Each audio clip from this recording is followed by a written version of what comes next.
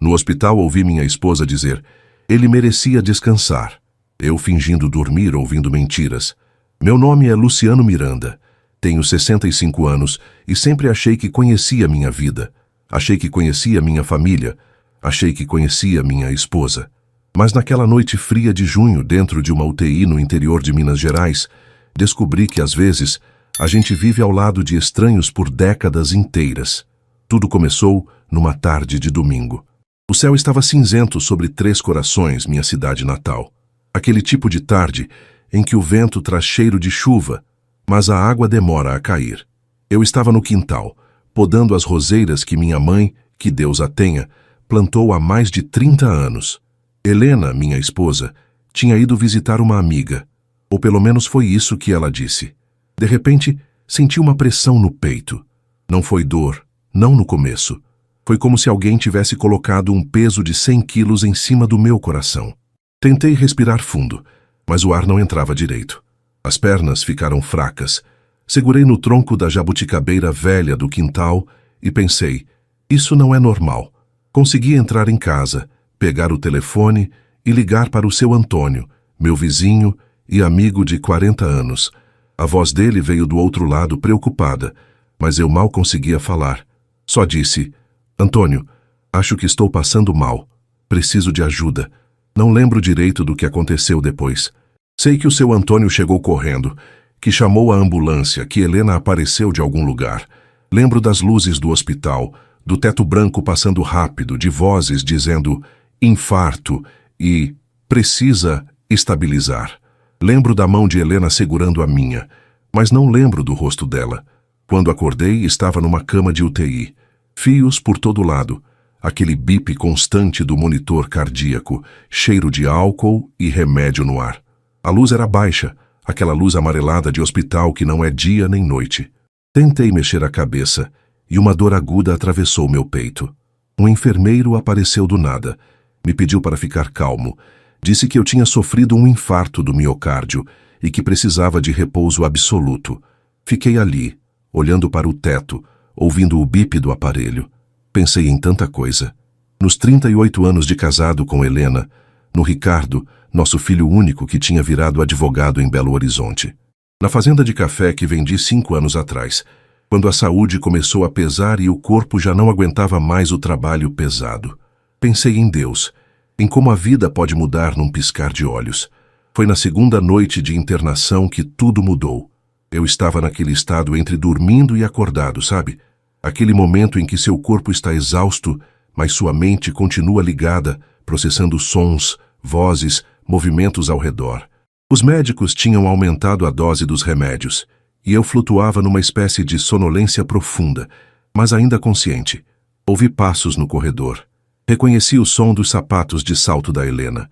Ela entrou no quarto, mas não veio até minha cama. Ficou perto da porta. Então ouvi outras vozes. Ricardo, meu filho, e Júlia, minha nora.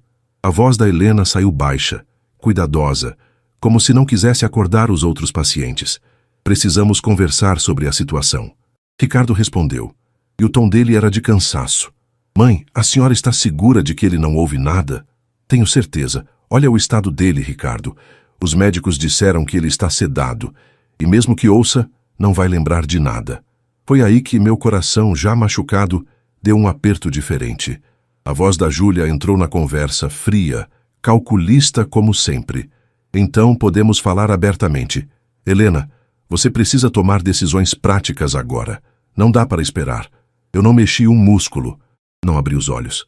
Fiquei completamente imóvel, fingindo estar profundamente sedado, enquanto meu coração batia descompassado no monitor. Helena suspirou fundo. Eu sei, Júlia. Eu sei. É que é difícil pensar assim. Difícil? A voz de Ricardo saiu com impaciência. Mãe, a gente precisa ser realista. O senhor tem 65 anos, acabou de ter um infarto grave.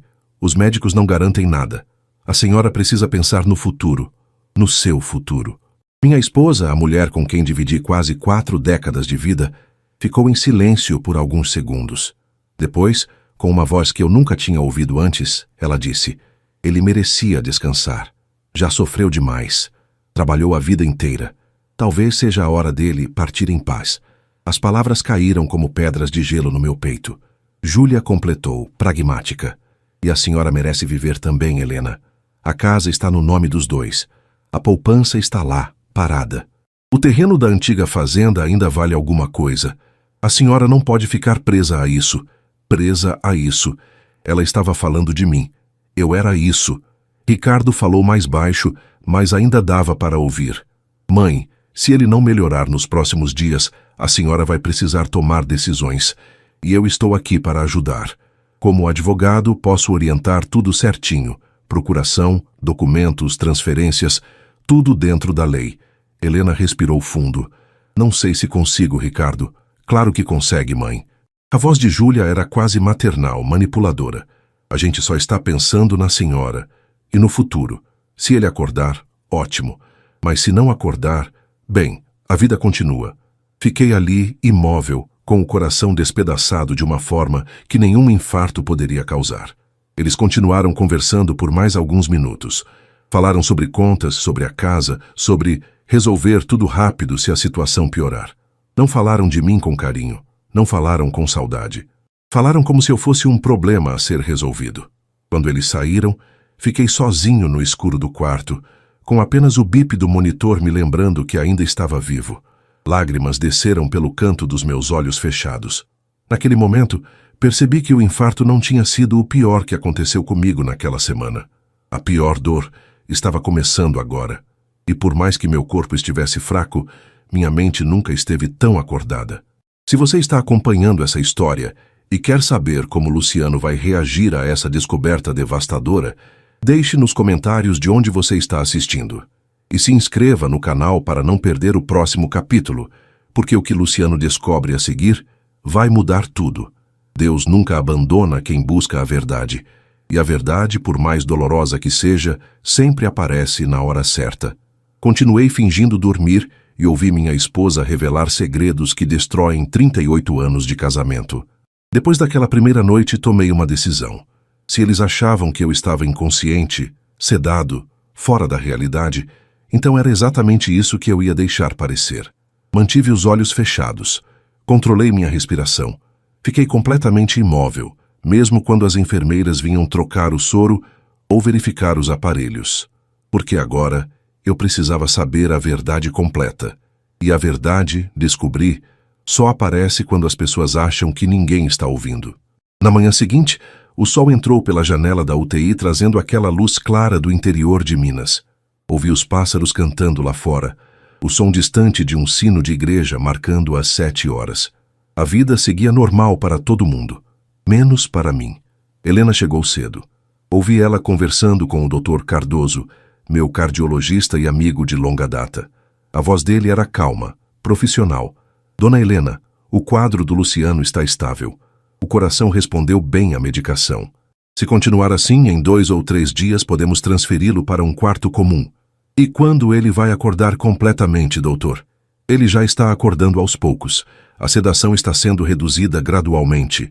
É normal que ele fique nesse estado sonolento. Mas logo logo ele vai estar mais consciente e vamos poder conversar com ele. Entendo. Helena fez uma pausa. Doutor, o senhor acha que ele vai se recuperar completamente? O doutor Cardoso demorou a responder. Olha, Helena, não vou mentir. Foi um infarto sério. Luciano vai precisar de cuidados, mudança de hábitos, acompanhamento constante. Mas ele é forte. Tem tudo para ter uma boa recuperação. Obrigada, doutor. Quando o médico saiu, Helena ficou ali, do lado da minha cama. Senti a mão dela tocar a minha, mas o toque era frio, mecânico. Não tinha o calor que eu conhecia. Não tinha amor. Tinha obrigação.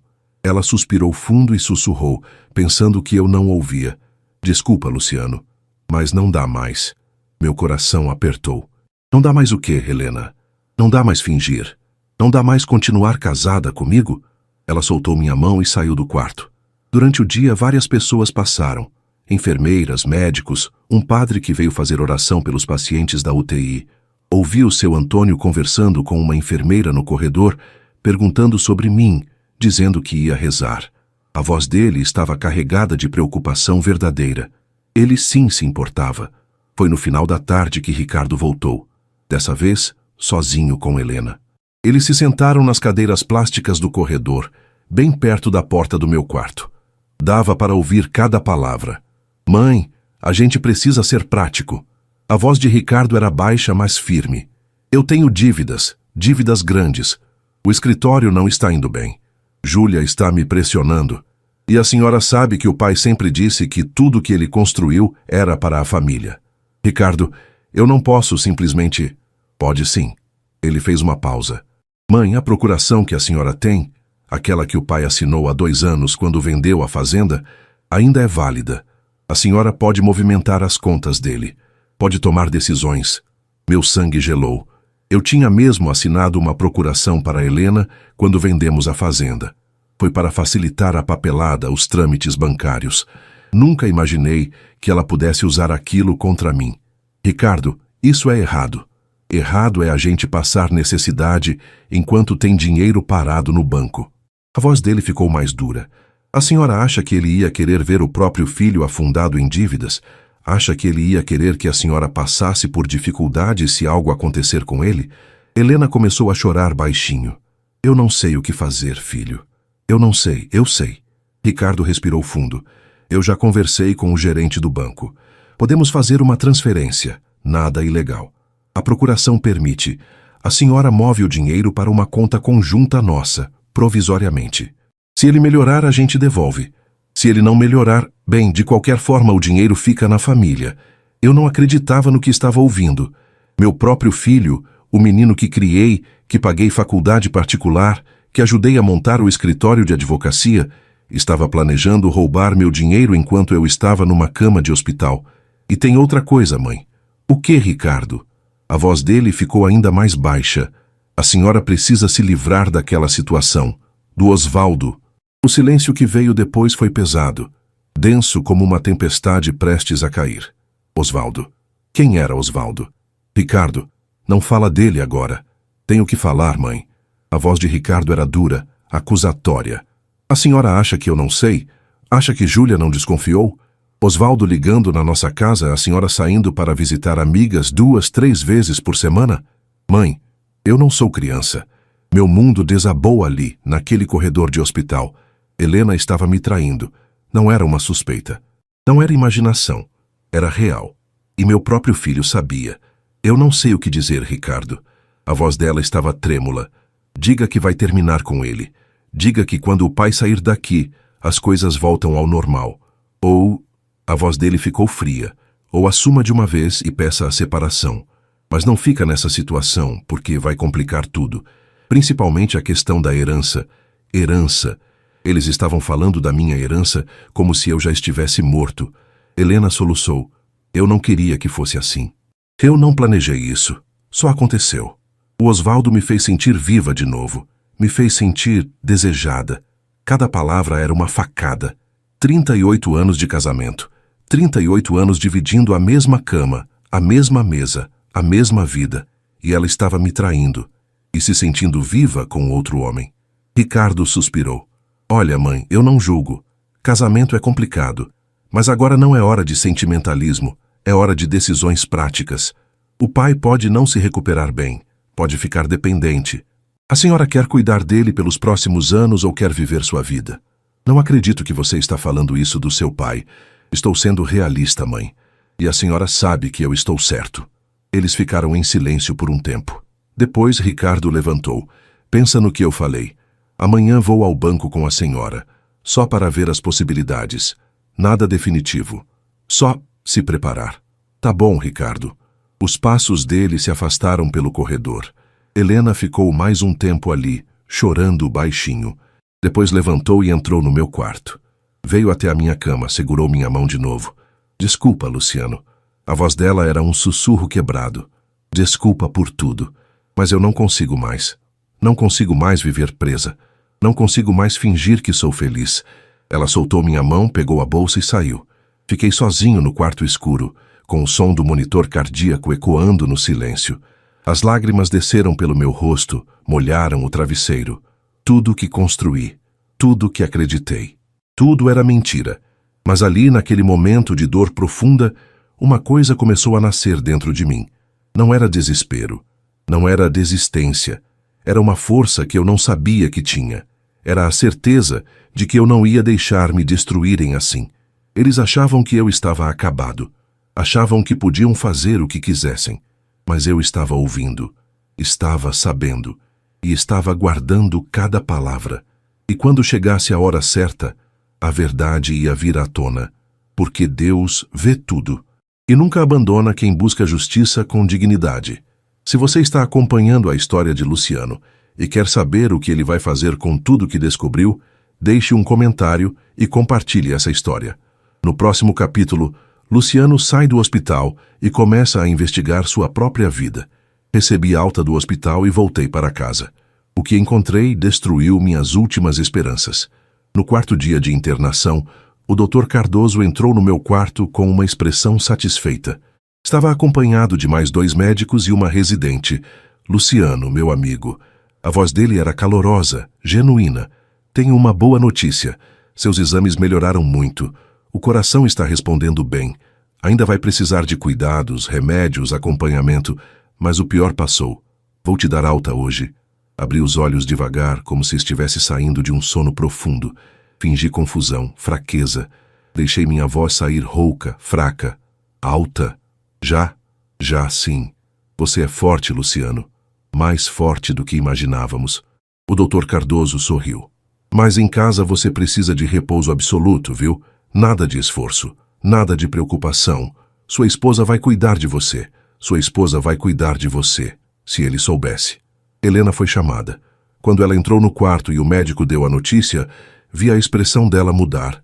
Por uma fração de segundo vi algo que parecia decepção, surpresa. Não era alívio, não era alegria. Era quase como se minha recuperação fosse um problema. Que bom, doutor. A voz dela saiu automática. Que bom que ele está melhor. O Dr. Cardoso passou as instruções. Remédios de hora em hora, repouso, alimentação leve, nada de emoções fortes, consulta de retorno em 1 semana. Helena anotou tudo, mas eu percebia que ela estava tensa, nervosa. Quando o médico saiu, ela se aproximou da cama. Luciano, você me ouviu? Você entendeu o que o doutor disse? Fingi confusão. Acho que sim. Vou para casa. Vai. Hoje mesmo. Ela forçou um sorriso. Vou cuidar de você. Pode ficar tranquilo. Tranquilo. Como eu podia ficar tranquilo? No final da tarde, já estava vestido com a roupa que Helena trouxe. Uma enfermeira me levou numa cadeira de rodas até a porta do hospital. O sol estava baixo, dourado, pintando o céu de laranja sobre as montanhas de 3 Corações. O ar fresco da tarde entrou nos meus pulmões. Por um segundo, esqueci de tudo e agradeci a Deus por estar vivo. O carro de Helena estava parado na frente. Ela me ajudou a entrar com aquele cuidado exagerado que parecia mais obrigação do que amor. Durante o caminho para casa, ela falou pouco. Perguntou se eu estava bem, se queria parar em algum lugar. Respondi que só queria deitar na minha cama. Mas por dentro minha mente estava alerta, observando, planejando. Quando chegamos em casa, o portão verde precisava de pintura nova. O jardim estava meio abandonado. Helena estacionou e me ajudou a sair devagar do carro. Entrar naquela casa foi estranho. Era minha casa, minha de verdade. Eu que comprei o terreno há 40 anos. Eu que construí tijolo por tijolo com o dinheiro do café. Eu que plantei cada árvore do quintal. Mas agora parecia um lugar estrangeiro. Um lugar onde eu não era mais bem-vindo. Helena me levou direto para o quarto. A cama estava arrumada, limpa, com um cheiro de lavanda. Ela me ajudou a deitar, ajeitou os travesseiros, trouxe água. Descansa, Luciano. Vou preparar um chá para você. Ela saiu e fechou a porta. Fiquei ali, deitado, olhando para o teto do meu quarto. O ventilador rodava devagar, fazendo aquele som ritmado que eu conhecia há décadas. Na parede, as fotos. Nosso casamento.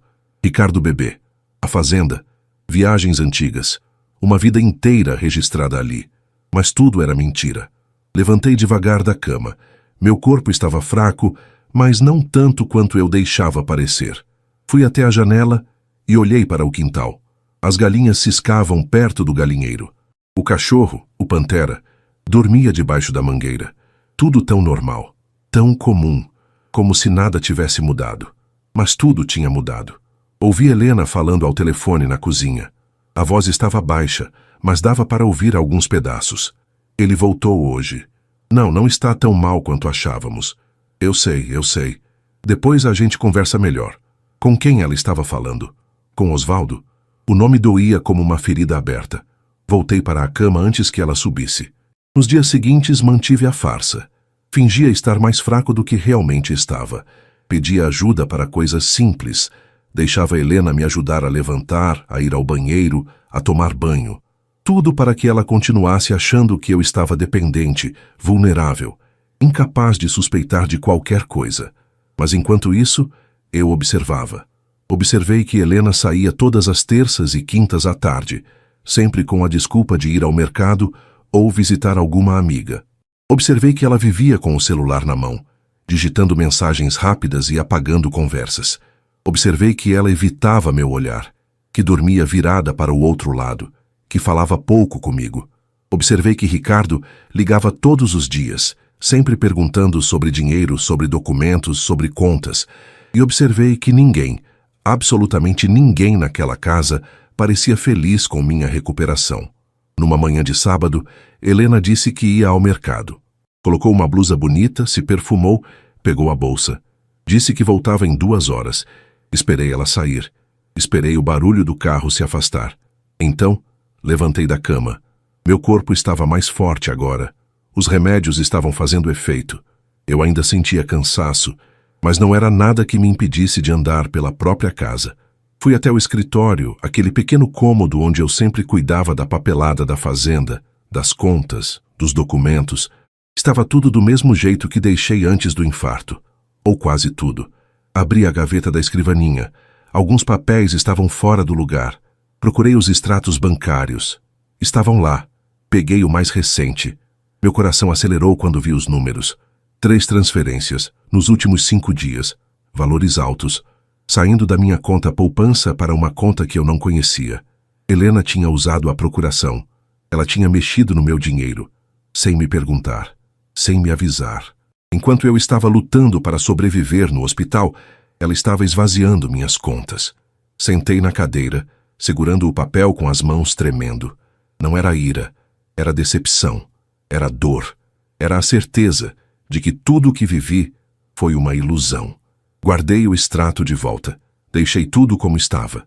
Voltei para o quarto, deitei na cama, fingi estar dormindo. Quando Helena chegou 2 horas depois, entrou no quarto, me olhou dormindo e saiu em silêncio. Mas eu não estava dormindo. Estava pensando. Estava planejando. Porque agora eu tinha certeza. Não era só traição. Era roubo. Era interesse. Era maldade. E eu não ia deixar barato. Deus me deu uma segunda chance de viver. E eu ia usar essa chance para fazer justiça. Com sabedoria. Com calma. Mas com firmeza. Porque quem planta traição colhe solidão. E eles ainda iam aprender essa lição. Se você quer saber como Luciano vai provar tudo o que descobriu e o que ele fará para recuperar sua dignidade, deixe nos comentários e não perca o próximo capítulo dessa história que vai mexer com seu coração. Pedi ajuda ao meu vizinho e descobrimos a verdade completa. Era pior do que imaginei. Seu Antônio sempre foi mais que um vizinho. Era um irmão que a vida me deu. 40 anos de amizade verdadeira, daquelas que não precisam de palavras para entender, que estão presentes nos bons e maus momentos. Foi ele quem me salvou no dia do infarto. Foi ele quem rezou por mim enquanto eu estava no hospital. E agora, seria ele quem me ajudaria a descobrir a verdade completa. Numa tarde de terça, quando Helena saiu com a desculpa de ir ao mercado, esperei 15 minutos e atravessei o quintal até a casa do seu Antônio. Meu corpo ainda estava fraco, mas a necessidade de agir era mais forte que qualquer dor física. Bati na porta dos fundos, a que dava para a cozinha dele. Seu Antônio abriu, e quando me viu ali, em pé, seus olhos se arregalaram.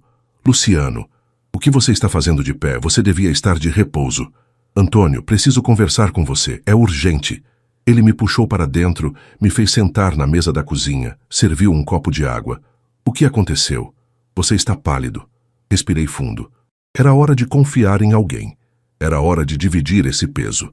Antônio, eu preciso da sua ajuda. E antes de te contar tudo, preciso que você me prometa que isso fica só entre nós. Ele me olhou sério, preocupado. Luciano, você me conhece há 40 anos. Pode falar. E então contei tudo. Sobre as conversas que ouvi no hospital. Sobre Helena e o tal Osvaldo. Sobre Ricardo planejando mexer no meu dinheiro. Sobre as transferências bancárias que já tinham sido feitas. Sobre a sensação de que minha vida inteira tinha sido uma mentira. Seu Antônio ficou em silêncio durante todo o relato. Quando terminei, ele passou a mão pelo rosto, incrédulo. Luciano, eu não acredito. A Helena, o Ricardo, não é possível. Eu também não queria acreditar, Antônio. Mas é a verdade. E eu preciso de provas concretas. Preciso saber até onde isso vai. Ele se levantou, nervoso, andando pela cozinha. Que safadeza, Luciano. Que safadeza. Você quase morreu e eles pensando em dinheiro. Por isso preciso da sua ajuda. Eu não posso fazer isso sozinho. Estou fraco ainda.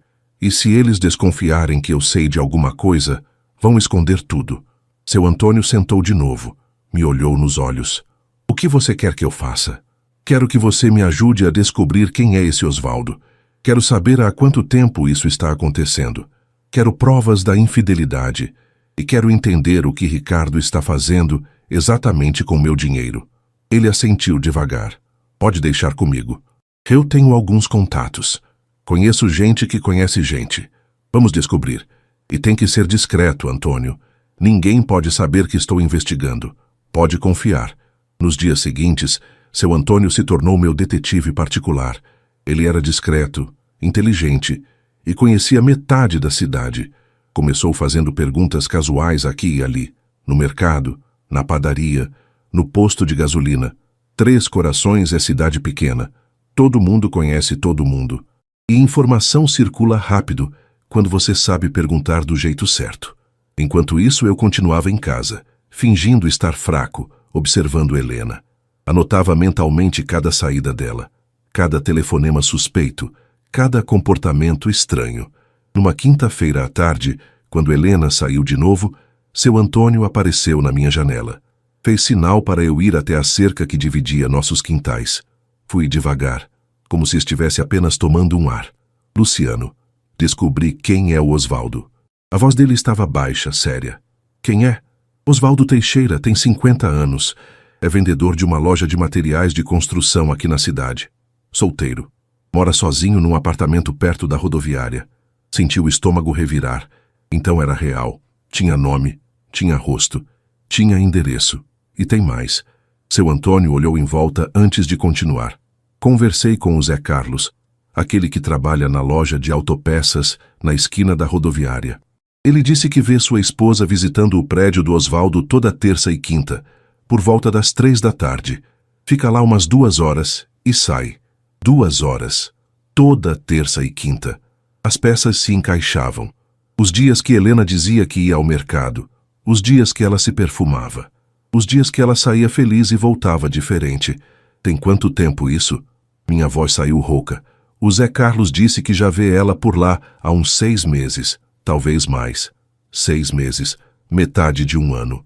Enquanto eu trabalhava no quintal, cuidava da casa, planejava nossa velhice juntos. Ela estava com outro homem. E sobre o Ricardo? Conseguiu descobrir algo? Seu Antônio fez uma expressão sombria. Isso aí é mais complicado, Luciano. Mas descobri algumas coisas. O escritório dele em Belo Horizonte não está indo bem. Tem processos parados, clientes insatisfeitos. E ele deve dinheiro. Muito dinheiro. Para quem? Banco. Agiotas também, pelo que me disseram. Aquela nora dele, a Júlia, gosta de viver bem. Carro importado, restaurante caro, viagens. E quem paga tudo é o Ricardo. Só que o dinheiro dele não dá mais. Então eles querem o meu. Exatamente. Fiquei em silêncio, digerindo tudo aquilo. Meu filho. Meu único filho. Não estava preocupado comigo, estava preocupado com dívidas, com manter as aparências, com salvar a própria pele. Antônio, eu preciso de provas documentadas. Preciso de algo que prove tudo isso. Ele pensou por um momento. Vou tentar conseguir. Conheço um rapaz que trabalha no cartório, outro que é contador. Se o Ricardo movimentou seu dinheiro, tem rastro. Vou atrás. Obrigado, Antônio. De coração. Não sei o que seria de mim sem você. Ele colocou a mão no meu ombro. Luciano, você é meu irmão. E irmão não abandona irmão. Vamos até o fim nisso. Vamos provar tudo, e você vai recuperar sua dignidade. Voltei para dentro de casa antes que Helena chegasse. Naquela noite, deitado na cama ao lado dela, olhei para o teto escuro e pensei em tudo que seu Antônio tinha descoberto. Osvaldo Teixeira. 6 meses de traição. Ricardo endividado. Júlia manipuladora. Meu dinheiro sendo desviado. Era pior do que imaginei. Não era só uma crise. Não era só um erro. Era um plano. Era intencional. Era friamente calculado. Mas agora eu sabia. E saber é poder. Virei de lado e fechei os olhos. Mas não para dormir. Para orar. Deus, me dê sabedoria. Me dê força. Me mostre o caminho certo para fazer justiça. Não quero vingança. Quero verdade. Quero dignidade. Quero que cada um colha o que plantou. E Deus ouviu minha oração, porque nos próximos dias mais verdades iam aparecer, e cada uma delas me preparava para o momento em que eu finalmente ia agir. Se você está acompanhando a história de Luciano e quer ver como ele vai usar essas informações para mudar o jogo, deixe seu comentário e compartilhe essa história. O próximo capítulo mostra o momento em que Luciano busca orientação espiritual e toma a decisão final. Fui até a igreja buscar orientação. O que o padre me disse mudou tudo. O peso no peito não era mais do coração, era da alma. Descobrir traição, mentiras, interesse onde deveria haver amor, isso machuca de um jeito que remédio nenhum cura. E eu sabia que precisava de algo mais que provas e estratégias. Precisava de orientação espiritual. Precisava entender o que Deus queria que eu fizesse com tudo aquilo. Numa manhã de sábado, quando Helena foi para a casa de uma prima, vesti uma camisa simples, calcei um sapato confortável e saí de casa. Caminhei devagar pelas ruas de Três Corações. O sol estava morno, o vento trazia cheiro de café das fazendas ao redor. Algumas pessoas me cumprimentaram, perguntaram como eu estava, disseram que tinham rezado por mim. A cidade inteira sabia do meu infarto. Mas ninguém sabia da dor maior que eu carregava. A igreja de Nossa Senhora da Conceição ficava a 6 quadras de casa. Era uma construção antiga, com paredes brancas e um sino que tocava todos os dias ao meio-dia. Minha mãe me levava ali quando eu era criança. Foi lá que casei com Helena. Foi lá que batizamos Ricardo. Entrei pela porta lateral. O interior estava fresco, silencioso. Cheiro de incenso e vela acesa. Algumas senhoras rezavam o terço na frente do altar. A luz colorida dos vitrais pintava o chão de azul e vermelho. Sentei num banco do fundo e fechei os olhos. Orei em silêncio. Pedi força. Pedi sabedoria. Pedi que Deus me mostrasse o caminho. Luciano? Abri os olhos. O padre Augusto estava ali, com sua batina preta e o sorriso gentil de sempre. Era um homem de 50 e poucos anos, cabelos grisalhos, olhos calmos que pareciam enxergar além das palavras. Padre, levantei devagar. Que bom te ver aqui, meu filho. Ouvi que você teve um problema de saúde. Como está? Estou melhorando, padre, pelo menos fisicamente. Ele percebeu algo no meu tom. Quer conversar? Quero sim, padre. Preciso muito. Ele fez um gesto para que eu o seguisse. Fomos até a sacristia, um pequeno cômodo nos fundos da igreja, com uma mesa de madeira, algumas cadeiras, e uma imagem de São Francisco na parede. Sentamos. O padre Augusto serviu água de uma jarra e esperou. Respirei fundo e contei tudo. Não escondi nada. Falei sobre as conversas que ouvi no hospital, sobre Helena e Osvaldo, sobre Ricardo e as dívidas, sobre o dinheiro sendo desviado, sobre a sensação de que minha vida inteira tinha sido construída sobre mentiras. Enquanto eu falava, o padre Augusto ouvia em silêncio com aquela atenção profunda que só quem realmente se importa consegue ter. Quando terminei, fiquei olhando para minhas mãos, envergonhado, como se o erro fosse meu.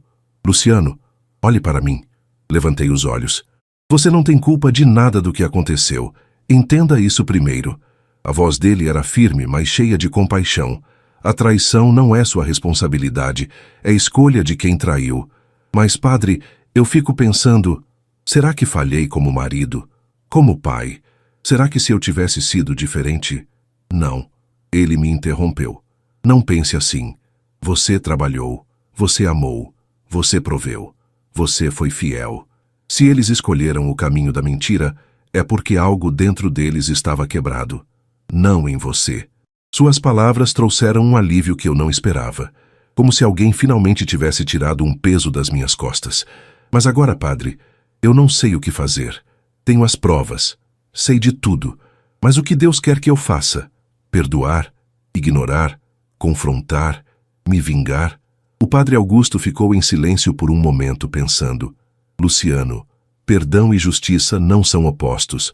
Você pode perdoar no seu coração e ainda assim buscar o que é justo. Perdoar não significa aceitar o errado. Não significa deixar que continuem te usando. Então o senhor acha que devo confrontá-los? Acho que você deve agir com sabedoria, com verdade. Deus vê tudo, meu filho, e Ele não tolera injustiça, mas também não quer vingança do nosso coração. Quer que façamos o certo mesmo quando dói. E qual é o certo nesse caso? Ele se inclinou para a frente, me olhando nos olhos. Proteger o que é seu por direito. Expor a verdade com dignidade. Dar a cada um a chance de reconhecer o erro e mudar. Mas também estabelecer limites. Não precisa destruir ninguém, Luciano, mas precisa se respeitar. E se eles não reconhecerem? E se não mudarem? Então você segue em frente, reconstrói sua vida, com ou sem eles, porque sua dignidade não depende de ninguém além de você e de Deus. Fiquei em silêncio, deixando aquelas palavras entrarem profundamente no meu coração. Padre, o senhor acha que ainda dá tempo de recomeçar? Aos 65 anos? Ele sorriu, um sorriso cheio de fé. Luciano, enquanto há vida, há tempo. Deus te deu uma segunda chance quando te salvou daquele infarto. Agora Ele está te mostrando a verdade para que você possa viver com autenticidade. Não desperdice isso. Não fique preso numa mentira só porque é confortável ou porque tem medo de recomeçar. E sobre o perdão, padre, eu consigo perdoar mesmo sentindo tanta dor? Perdão é um processo, meu filho. Não acontece de uma hora para outra. Começa com a decisão de não deixar a mágoa te consumir, de entregar tudo nas mãos de Deus e confiar que Ele vai cuidar da justiça. Você pode perdoar Helena no coração e ainda assim terminar o casamento. Pode perdoar Ricardo e ainda assim estabelecer limites. Perdão não é ingenuidade, é liberdade. Aquelas palavras tocaram fundo na minha alma. Era exatamente isso que eu precisava ouvir. O que o senhor acha que devo fazer agora? O padre Augusto respirou fundo. Primeiro, cuide da sua saúde, corpo e alma. Segundo, reúna todas as provas de forma organizada. Terceiro, busque orientação legal com um advogado de confiança. Quarto, quando chegar a hora certa, confronte com a verdade. Não com raiva, não com ódio, mas com firmeza. E quinto, confie em Deus.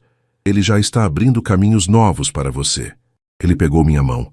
Vou rezar por você, Luciano, todos os dias, e quando precisar conversar, estarei aqui. Obrigado, padre. De coração. Saí da igreja com o coração mais leve. O sol estava alto agora, iluminando as ruas de Três Corações. O sino tocou meio-dia, ecoando por toda a cidade. Eu tinha clareza agora, sabia o que precisava fazer. Não era sobre vingança, não era sobre destruir ninguém, era sobre verdade, sobre justiça, sobre dignidade e sobre confiar que Deus estava comigo nessa jornada.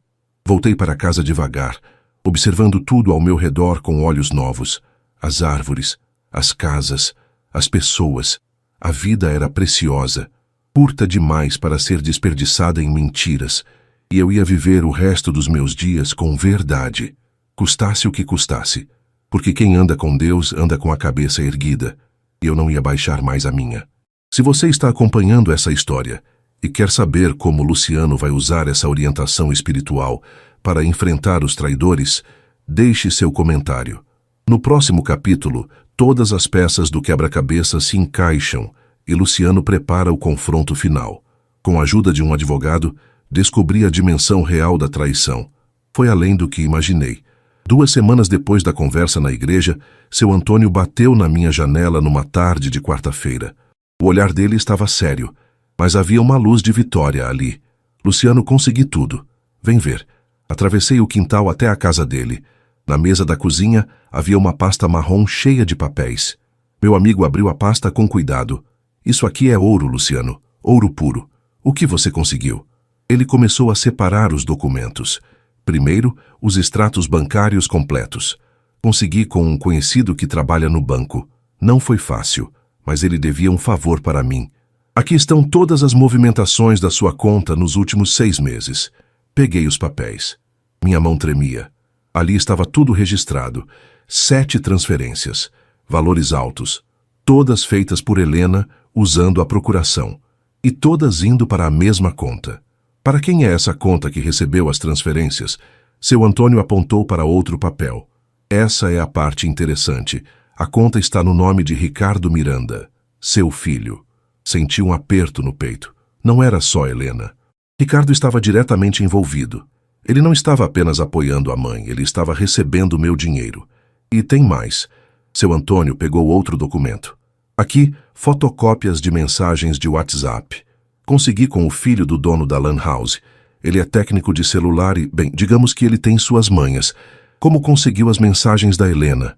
Ela levou o celular para consertar semana passada. Tela rachada. O rapaz fez backup de tudo antes de arrumar. E me passou algumas coisas. Era antiético, talvez.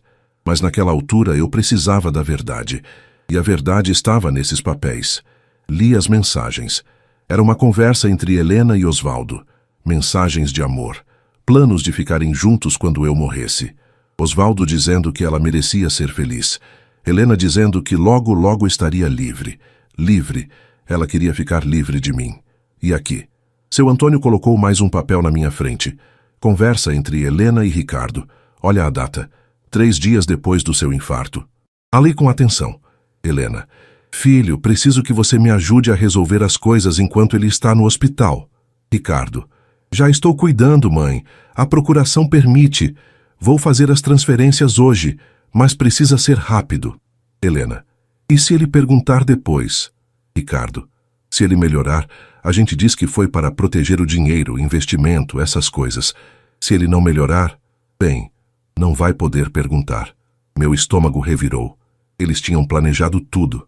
Tinham calculado. Haviam previsto as 2 possibilidades. Minha morte ou minha recuperação. E em ambas eles ganhavam. Tem mais uma coisa, Luciano.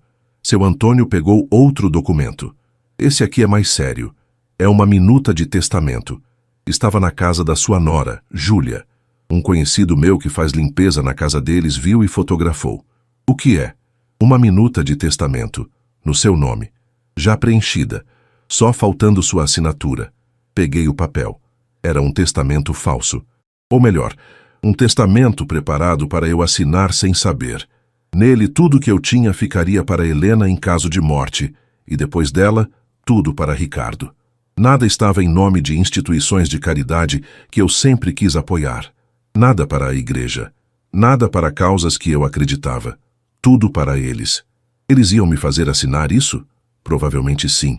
Aproveitando que você estava fraco, confuso, medicado, te colocariam uma caneta na mão e diriam que era só um documento de rotina.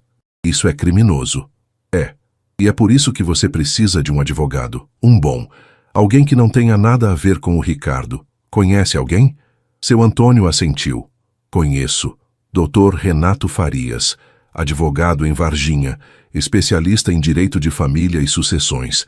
Homem sério, de confiança. Posso marcar para você? Marca. Quanto antes, melhor. 2 dias depois, numa sexta-feira de manhã, seu Antônio me levou até Varginha, cidade vizinha a 3 Corações. Disse para Helena que ia me levar para uma consulta médica.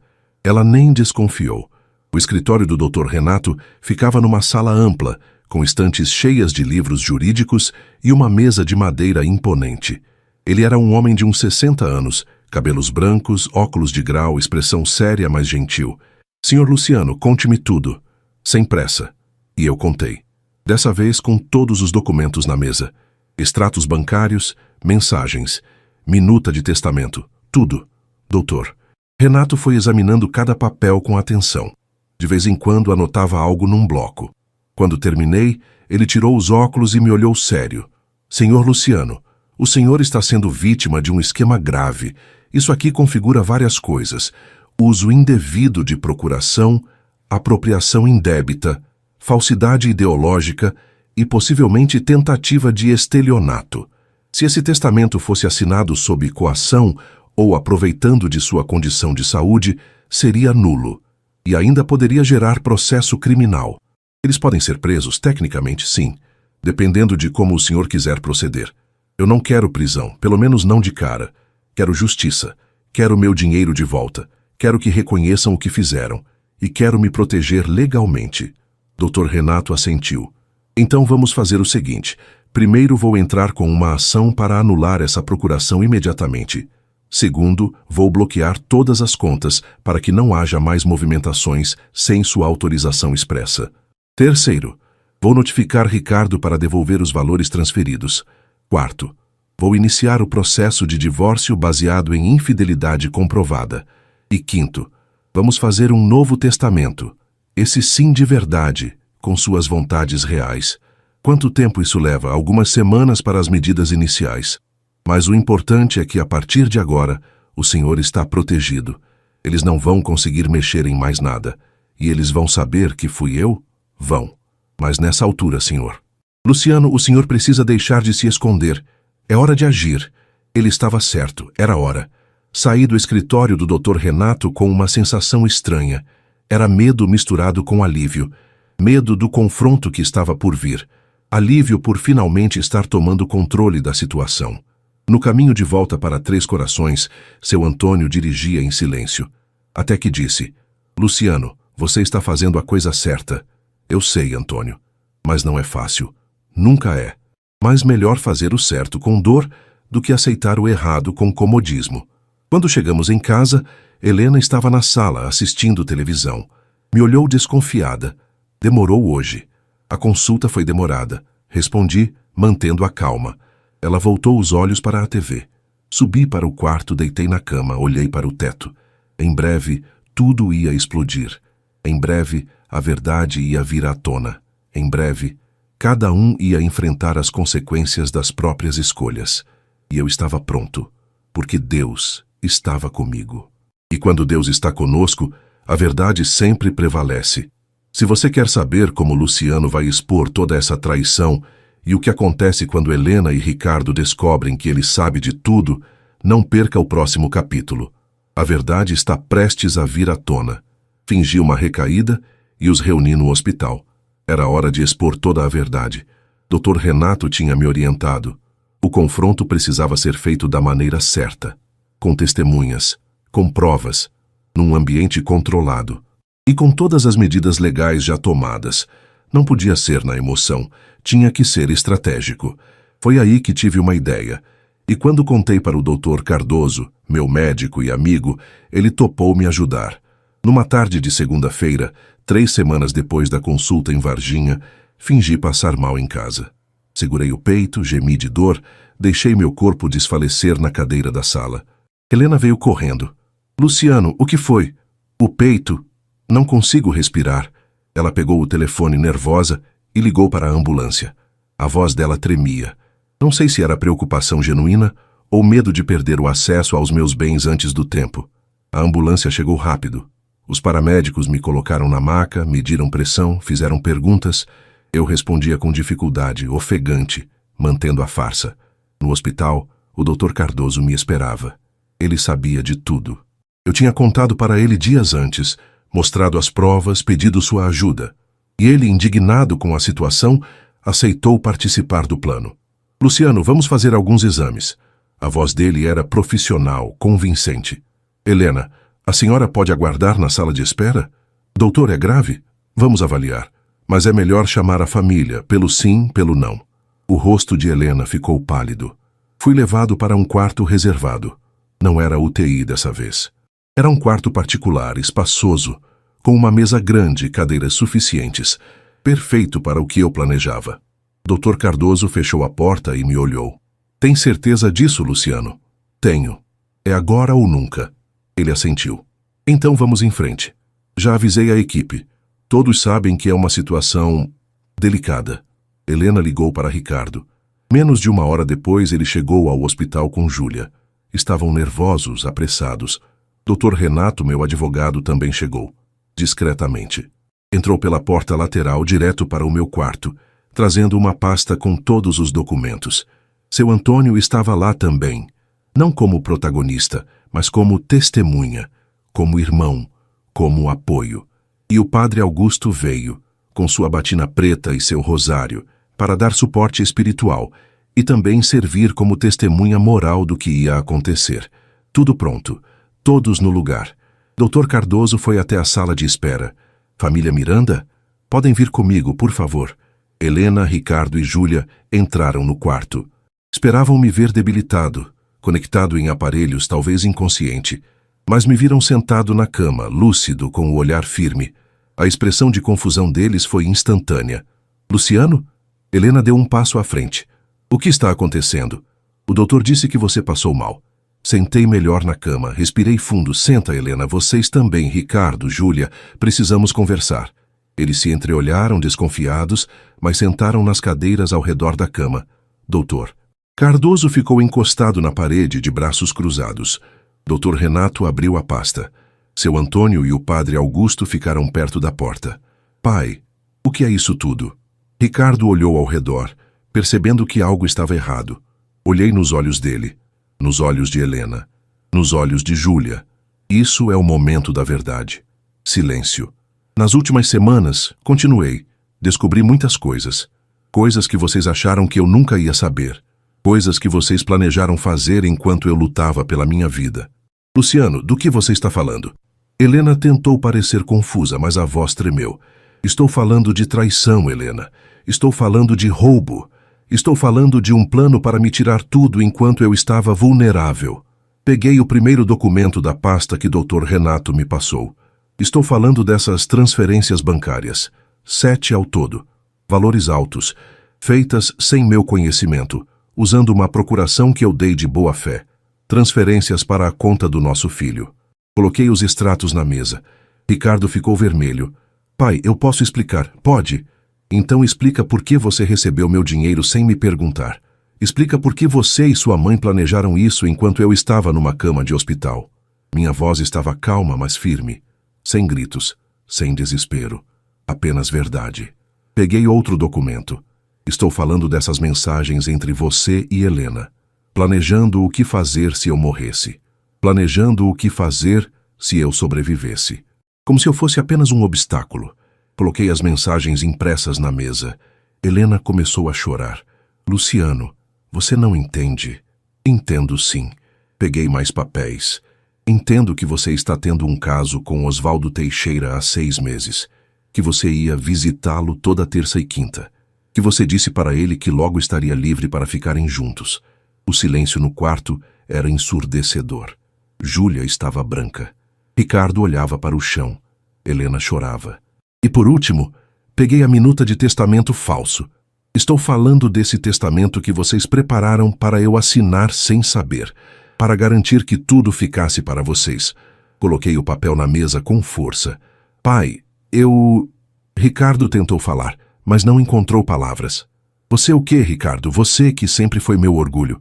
Você que estudou com meu dinheiro. Você que eu ajudei a montar a vida. Você estava planejando me roubar. A voz dele saiu fraca, quebrada. Eu estava com dívidas, pai. Muitas dívidas. Eu não sabia o que fazer. E a solução era roubar de mim, era desejar que eu morresse? Não era isso. Ele levantou a voz. Não era isso, pai. Eu só precisava de ajuda. Então por que não pediu? Por que não conversou comigo? Por que preferiu se juntar com sua mãe e planejar tudo pelas minhas costas? Ele não respondeu. Virei para Helena. E você? 38 anos de casamento. 38 anos que eu achei que eram verdadeiros. Mas não eram, né? Você estava infeliz. Estava querendo ser livre. Estava com outro homem. Luciano, eu... Tentei. A voz dela saiu entre soluços. Tentei ser feliz com você. Mas eu não consegui. Me sentia presa. Me sentia invisível. Então era só ter conversado comigo. Era só ter pedido separação. Mas não. Você preferiu me trair. Preferiu mexer no meu dinheiro. Preferiu planejar meu futuro como se eu fosse um objeto. Ela baixou a cabeça, chorando. Dr. Renato se aproximou. Senhores, sou o Dr. Renato Farias, advogado do Sr. Luciano. Informo que todas as movimentações financeiras irregulares foram bloqueadas. A procuração foi anulada judicialmente. Os valores transferidos deverão ser devolvidos integralmente. E um processo de divórcio por infidelidade já foi protocolado. Ricardo levantou, desesperado. Pai, por favor, senta, Ricardo. Ele sentou. Olhei para os três. Eu podia ter feito isso de maneira pior. Podia ter chamado a polícia. Podia ter processado criminalmente. Podia ter exposto vocês na cidade inteira. Mas não fiz. Sabe por quê? Porque aprendi com Deus que justiça não é vingança. É verdade. É dignidade. Respirei fundo. Ricardo, você vai devolver cada centavo que pegou. Vai pagar suas dívidas com seu próprio trabalho. E vai aprender a ser homem de verdade. Helena, o divórcio vai seguir. Vou te dar uma parte justa dos bens porque ainda tenho respeito pela lei. Mas você vai sair da minha vida. E vai viver essa liberdade que tanto queria. Júlia, você não vai receber nada. Porque você nunca foi família de verdade. Me levantei da cama, firme. E agora todos vocês vão sair deste quarto. Vão voltar para suas casas e vão pensar no que fizeram. Helena se levantou, trêmula. Luciano, desculpa. Desculpa não muda o que aconteceu, Helena. Mas eu te perdoo. Não por você. Por mim. Para que eu possa seguir em paz. Eles saíram, cabisbaixos, envergonhados. Quando a porta fechou, sentei na cama, exausto, aliviado. Doutor, Cardoso colocou a mão no meu ombro. Você foi muito corajoso, meu amigo. Seu Antônio abraçou. Estou orgulhoso de você. O padre Augusto fez o sinal da cruz. Que Deus te abençoe, Luciano. Você fez o certo. Eu tinha feito. Finalmente tinha feito. E pela primeira vez em semanas respirei com tranquilidade. A verdade tinha vencido. E agora, eu podia recomeçar. Se você quer saber como fica a vida de Luciano depois desse confronto e o que acontece com Helena, Ricardo e Júlia, não perca o próximo capítulo. O desfecho está próximo. Depois do confronto, cada um enfrentou as consequências. A cidade inteira soube da verdade. Três Corações é cidade pequena. E em cidade pequena notícia voa. O que aconteceu no hospital naquela segunda-feira se espalhou como fogo em palha seca. Em 2 dias, toda a cidade sabia. Sabiam da traição de Helena. Sabiam do esquema de Ricardo. Sabiam que Luciano Miranda, o homem honesto e trabalhador que todos conheciam, tinha sido vítima da própria família. E a reação das pessoas foi unânime: indignação. Na semana seguinte ao confronto, Helena tentou sair de casa para ir ao mercado. Quando entrou, algumas mulheres viraram o rosto. Outras sussurraram entre si, apontando. Dona Lourdes, que era amiga dela há 20 anos, passou direto sem cumprimentar. Helena voltou para casa com a sacola meio vazia e os olhos vermelhos. A padaria onde ela ia toda manhã buscar pão virou um território hostil. Seu Geraldo, o dono, a atendeu com frieza. Não fez as piadas de sempre, não perguntou da família, apenas cobrou e entregou o troco em silêncio. Na missa de domingo, quando ela entrou na igreja, sentiu os olhares, pesados, julgadores. Sentou sozinha num banco do fundo. O padre Augusto pregou sobre honestidade, sobre respeitar os votos sagrados do casamento, sobre as consequências de nossas escolhas. Helena saiu antes da comunhão, com a cabeça baixa. Osvaldo Teixeira, o amante, também não escapou. A loja de materiais de construção onde ele trabalhava começou a perder clientes. Homens que compravam ali há anos passaram a ir para o concorrente. A esposa do dono, Dona Aparecida, católica fervorosa, fez pressão para que ele fosse demitido. E foi. Osvaldo perdeu o emprego. Perdeu a reputação. E quando Helena mais precisava dele, ele sumiu. Mudou de cidade sem dar satisfação. Helena ficou sozinha, com a liberdade que tanto queria, mas sem ninguém ao lado. Ricardo enfrentou consequências diferentes, mas igualmente duras. Precisou devolver todo o dinheiro que tinha transferido da conta do pai. Vendeu o carro importado de Júlia. Vendeu alguns móveis. Pegou empréstimo com juros altos para cobrir o que faltava. Que ainda assim as dívidas continuavam. Júlia, que sempre gostou da vida confortável, não aguentou a pressão. 2 semanas depois do confronto, fez as malas e foi embora. Pediu separação. Disse que não tinha casado para passar dificuldades. Ricardo ficou sozinho no apartamento em Belo Horizonte, afundado em dívidas e arrependimentos. Ele tentou ligar para mim algumas vezes.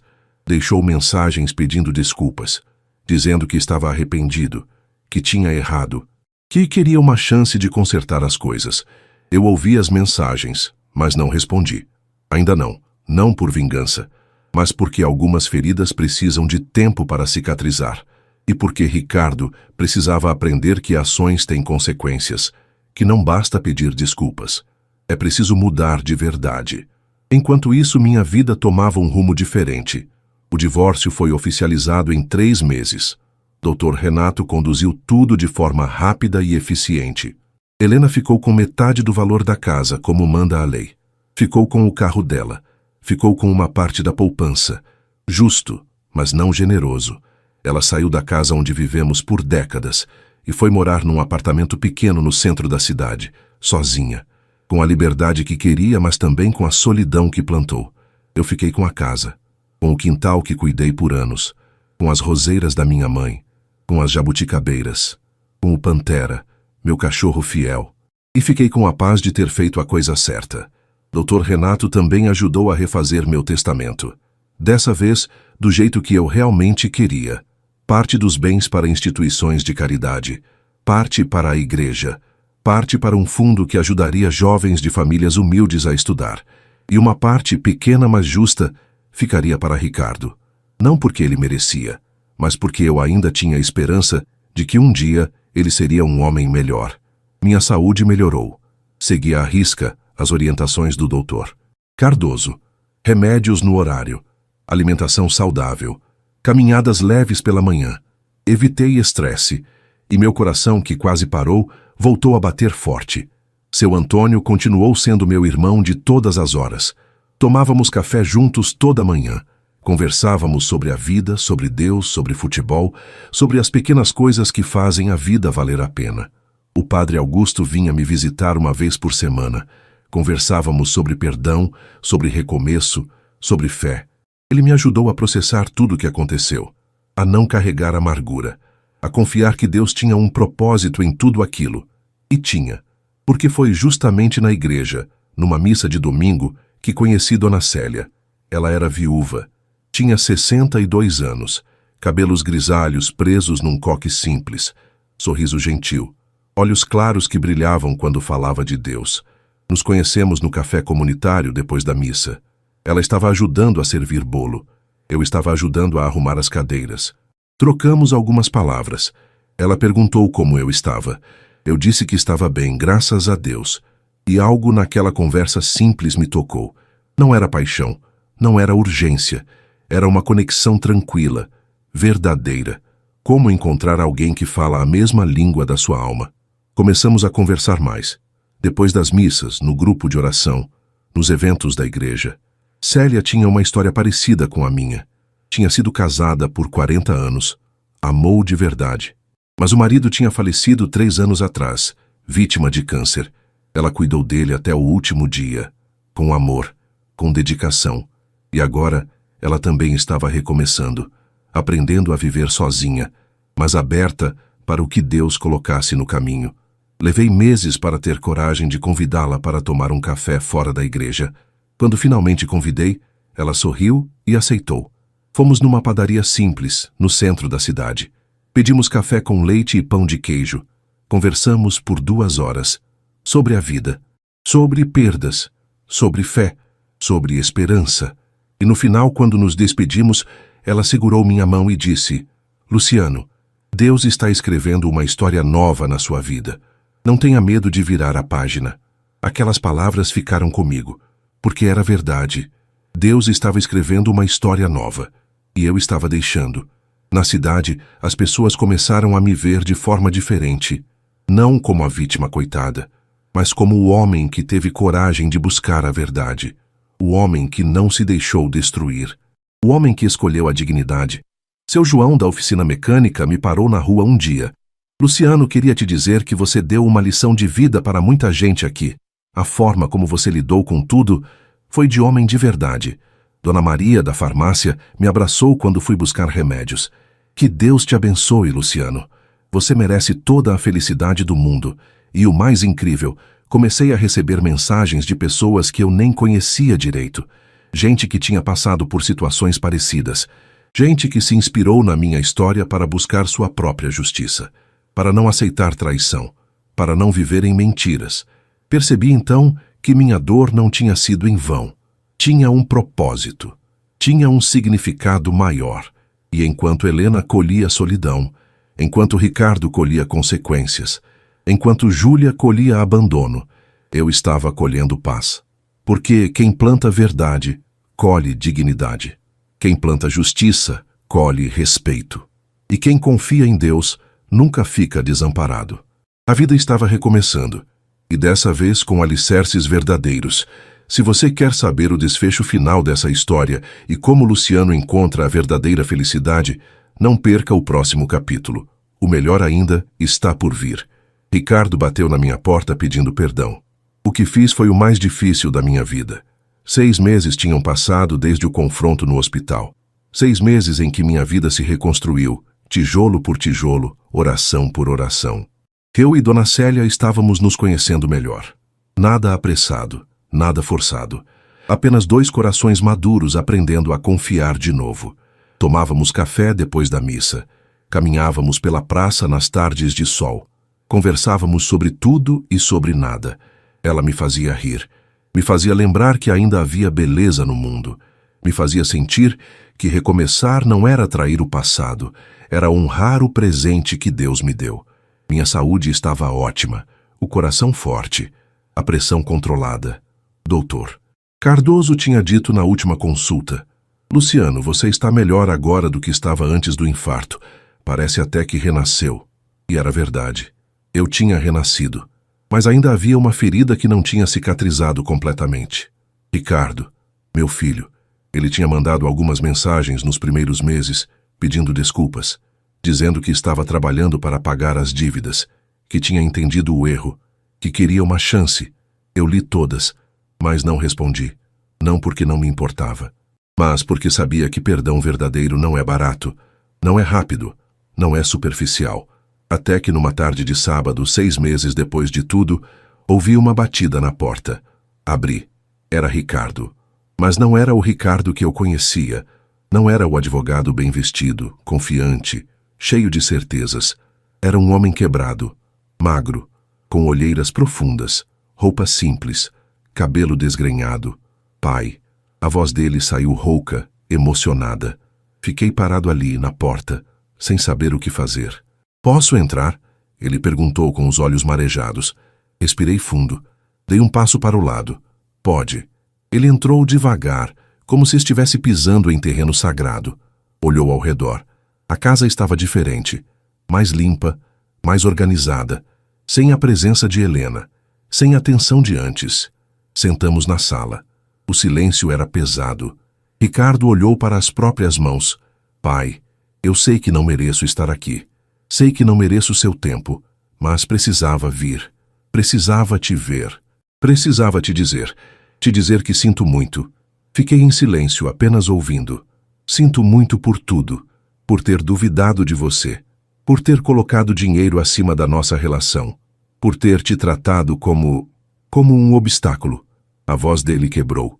Eu fui o pior filho que alguém poderia ter, e você não merecia isso. Ele começou a chorar. Não era choro manipulador, não era choro de quem quer algo em troca, era choro de arrependimento genuíno. Esses 6 meses foram os piores da minha vida, pai. Perdi tudo. Júlia me deixou. Perdi o apartamento. Tive que vender quase tudo para pagar as dívidas. Estou morando num quarto alugado, trabalhando em 2 empregos para sobreviver. Ele enxugou as lágrimas com as costas da mão. Mas sabe o que foi pior? Não foi perder o dinheiro. Não foi perder as coisas. Foi perder você. Foi saber que decepcionei o único homem que sempre acreditou em mim. O homem que me deu tudo, que me ensinou a ser gente. E eu joguei tudo fora. Meu coração apertou. Era meu filho ali, quebrado, arrependido, humano. Pai, eu não vim aqui pedir que você me perdoe. Não mereço perdão. Vim pedir que pelo menos você saiba que estou arrependido de verdade. Que aprendi a lição, que entendi que família não é sobre dinheiro. É sobre respeito, sobre amor, sobre verdade. Ele me olhou nos olhos. E vim te dizer que você fez certo. Em tudo. no confronto, no divórcio, em me fazer pagar pelo que fiz. Você me deu a maior lição da minha vida. E só agora, depois de perder tudo, eu entendi.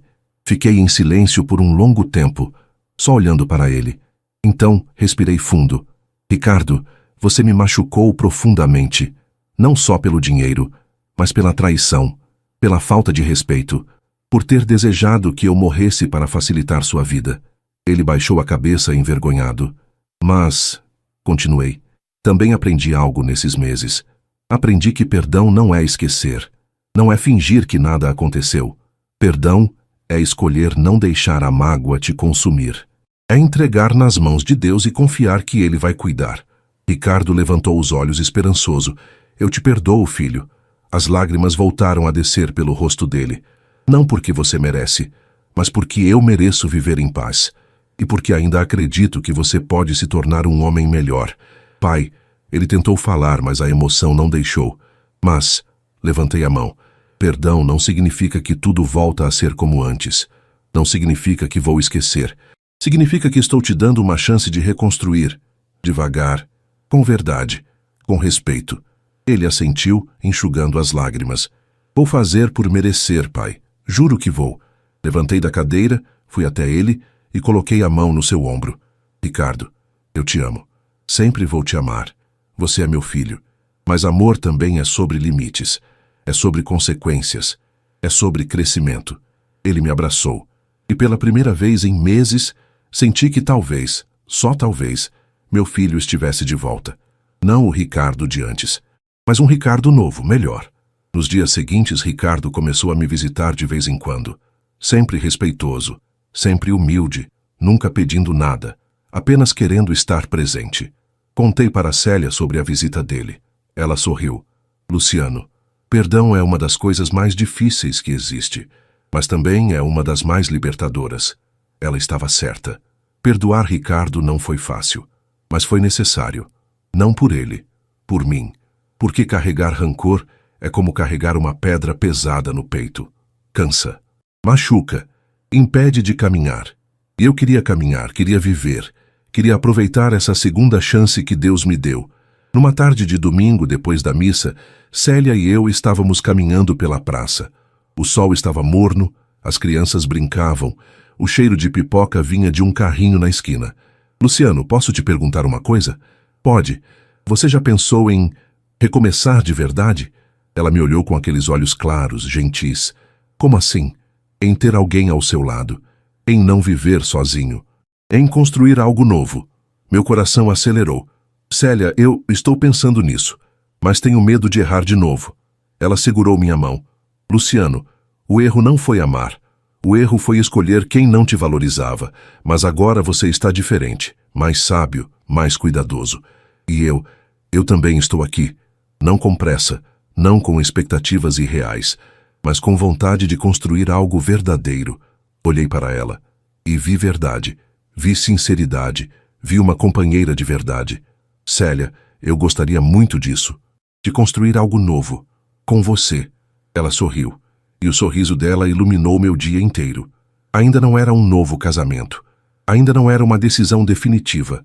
Mas era o começo de algo bonito, real, verdadeiro.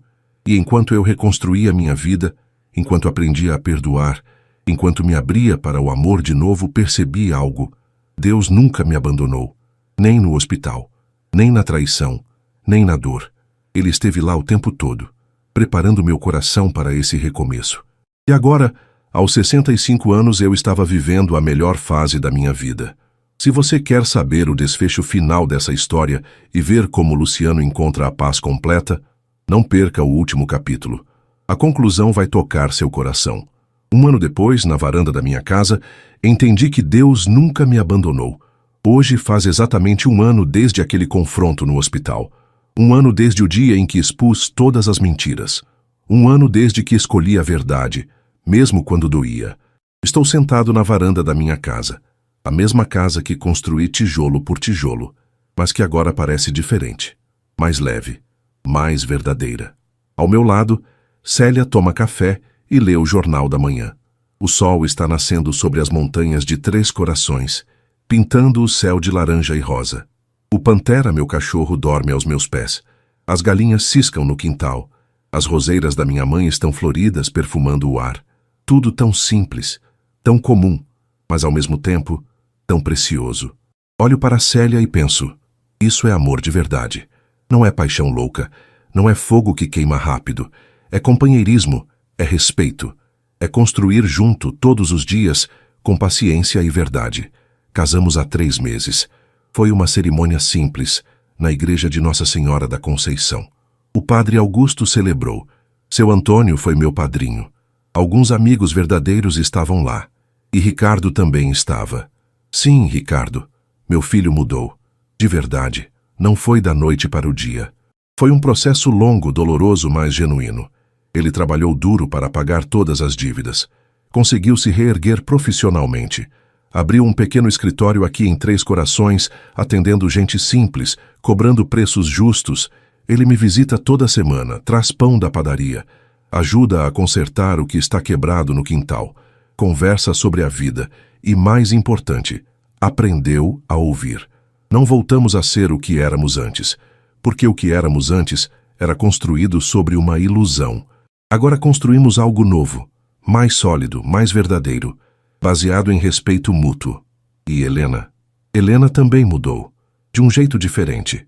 Nos primeiros meses, ela lutou contra a solidão. Tentou voltar para o convívio social, mas a cidade não esquece fácil. Osvaldo tinha sumido, deixando-a sozinha. Ricardo mal falava com ela. Foi aí que ela bateu na porta da igreja. Procurou o padre Augusto. Começou a frequentar os grupos de oração.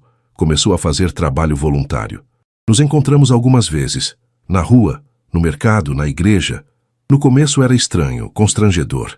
Mas com o tempo, conseguimos trocar algumas palavras cordiais. Não somos amigos. Não voltamos a ter intimidade. Mas também não somos inimigos. Ela me pediu perdão de novo. Há 2 meses depois de uma missa, com lágrimas verdadeiras, disse que tinha entendido o erro, que tinha perdido tudo o que importava por causa de ilusões, que estava aprendendo a viver com as consequências. E eu disse a mesma coisa que tinha dito para Ricardo. Eu te perdoo, não para que você fique livre de culpa, mas para que eu fique livre de rancor, porque aprendi que perdão não é sobre a outra pessoa, é sobre você, é sobre não deixar que o veneno da mágoa te consuma, é sobre entregar nas mãos de Deus e confiar que Ele sabe o que faz. Hoje, Helena vive numa vida simples, trabalha numa loja de roupas no centro, mora sozinha, frequenta a igreja e está, aos poucos, reconstruindo sua dignidade. Não do jeito que ela imaginava, mas do jeito que Deus permitiu. Célia coloca a mão sobre a minha, me tirando dos pensamentos. No que você está pensando? Olho para ela e sorrio. Estava pensando em como a vida é surpreendente, como Deus transforma tudo. Ela sorri de volta. Ele sempre transforma, quando a gente deixa. E ela está certa. Há 1 ano, eu estava numa cama de hospital, com o coração destroçado, física e emocionalmente, achando que minha vida tinha acabado, que tudo que construí era mentira, que não valia a pena continuar. Mas Deus tinha outros planos. Ele me deu uma segunda chance, não só de vida física, mas de vida verdadeira. Me ensinou que nunca é tarde para recomeçar, que mesmo aos 65 anos, ainda é possível construir algo novo, bonito, verdadeiro. Me ensinou que dignidade não depende dos outros, depende de nós, das nossas escolhas, da nossa coragem de buscar a verdade, mesmo quando dói. Me ensinou que amor verdadeiro existe, mas precisa ser construído sobre alicerces sólidos, respeito, verdade, companheirismo. E me ensinou que perdão é o maior presente que podemos dar a nós mesmos. Hoje, minha saúde está ótima. O coração bate forte, a pressão está controlada. Como bem, durmo em paz. Caminho toda manhã, cuido do quintal, frequento a igreja, tomo café com seu Antônio, visito o padre Augusto, recebo Ricardo com alegria e tenho Célia ao meu lado. Não somos um casal de novela, não vivemos uma paixão adolescente. Vivemos algo melhor. Vivemos um amor maduro, consciente, verdadeiro, onde cada um respeita o espaço do outro, onde há cumplicidade, onde há paz. Ela me faz feliz, não porque completa minhas falhas, mas porque caminha ao meu lado, como companheira de jornada. O sino da igreja toca ao longe, marcando as 8 da manhã. Célia levanta. Vou preparar mais café. Quer? Quero sim. Ela entra na casa e eu fico ali, olhando para o horizonte. Penso em tudo que passei. No infarto. Nas conversas que ouvi no hospital. Na traição de Helena, no esquema de Ricardo, na dor, na decepção, no desespero. E penso em tudo que veio depois.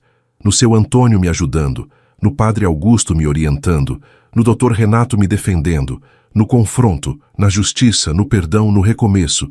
E entendo que cada dor teve um propósito. Se eu não tivesse passado por aquilo, nunca teria descoberto quem eram as pessoas ao meu redor. Se eu não tivesse passado por aquilo, nunca teria me tornado o homem que sou hoje. Se eu não tivesse passado por aquilo, nunca teria encontrado Célia. Deus usou a pior coisa que me aconteceu para me dar a melhor. E isso não é milagre? Isso não é providência divina? Célia volta com o café. Senta ao meu lado. Ficamos ali, em silêncio, apenas apreciando o amanhecer. Luciano, ela diz suavemente, você já pensou em escrever sua história? Escrever? É. Para ajudar outras pessoas que estão passando por situações parecidas. Para mostrar que é possível recomeçar. Que é possível superar. Penso por um momento. Talvez um dia. Mas no fundo, sei que minha história já está sendo escrita. Não num livro, mas na vida das pessoas que me conhecem. Que viram minha jornada. Que se inspiraram a buscar verdade. A não aceitar traição. A recomeçar com dignidade. E isso para mim já é suficiente. O sol está alto agora. O dia está começando. E junto com ele mais uma página da minha nova vida. Sei que ainda vou enfrentar desafios. Sei que a vida não é perfeita. Sei que vou ter dias difíceis. Mas também sei que não estou sozinho. Tenho Deus. Tenho amigos verdadeiros. Tenho um filho que está aprendendo a ser homem de verdade. Tenho Célia ao meu lado. E tenho paz no coração. E isso, meus amigos, é tudo que um homem precisa. Levanto da cadeira, olho para o céu azul e sussurro uma oração. Obrigado, Deus, por tudo. Pelo sofrimento que me ensinou, pela dor que me fortaleceu, pela traição que me libertou e por essa nova vida que me deste. Amém. Célia me olha, sorri e diz, amém.